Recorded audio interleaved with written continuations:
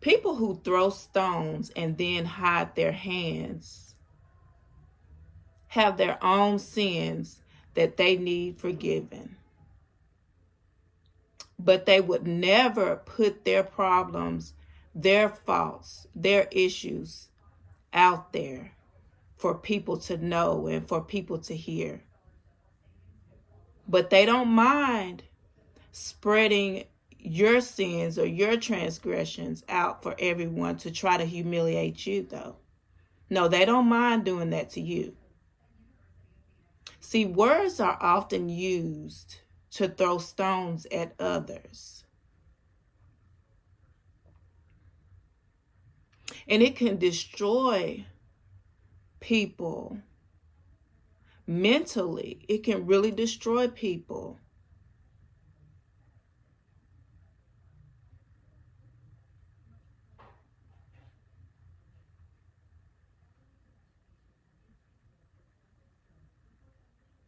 Just like actually physically stoning someone to death. So the next time you decide that you want to throw stones at the next person for a mistake or something that they've done, take a look in God's mirror.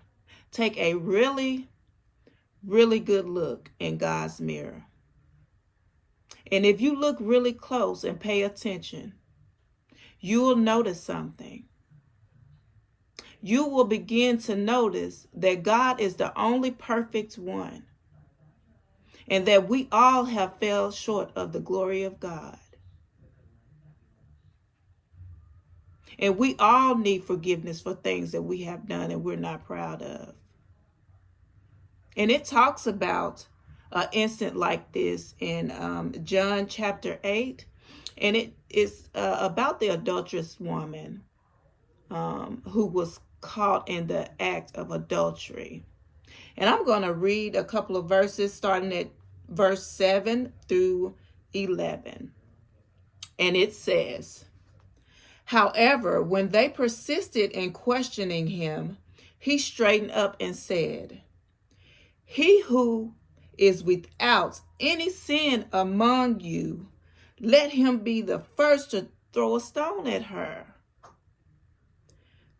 Then he stooped down again and started writing on the ground.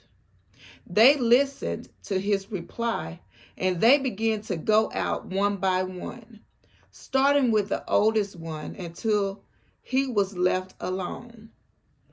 When the woman standing there before him in the center of the court straightened up, Jesus said to her, 'Woman, where are they? Did no one condemn you?' She answered, 'No one, Lord.' And Jesus said, 'I do not condemn you either. Go, from now on, sin no more.'" And I'm going to tell you something. If Jesus had not convicted these individuals and made them realize that they have sinned as well, they would have stoned that woman to death because of her sin. But Jesus had to make them realize, you have sinned. I'm sure of it. And if anybody in this crowd have not sinned, throw the first stone. Be the first to throw the first stone. Because he already knew, Jesus already knew of their sins. So he knew that it wasn't going to happen. He knew for a fact that we all have sinned. You know, that's why he came to the world, to die for our sins. You know? So I just thought this was a very good topic to talk about, because people are so quick, these evil spirits rather, because we do not fight against flesh and blood, but these evil spirits in this world is so quick to judge and throw stones at others And you never hear about anything that's going on in their life because they want to portray like they're perfect. And, you know, they're just living this perfect life when everybody knows that that's not the truth. Because none of us are perfect. And I was taught and heard at a young age to sweep in front of your own front door before you go try to sweep in front of somebody else's. And a lot of people need to take a page out of that book and read it thoroughly.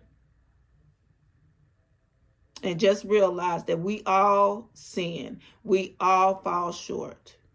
But that don't make nobody better than the next. I love you all. Until the next time. Bye-bye.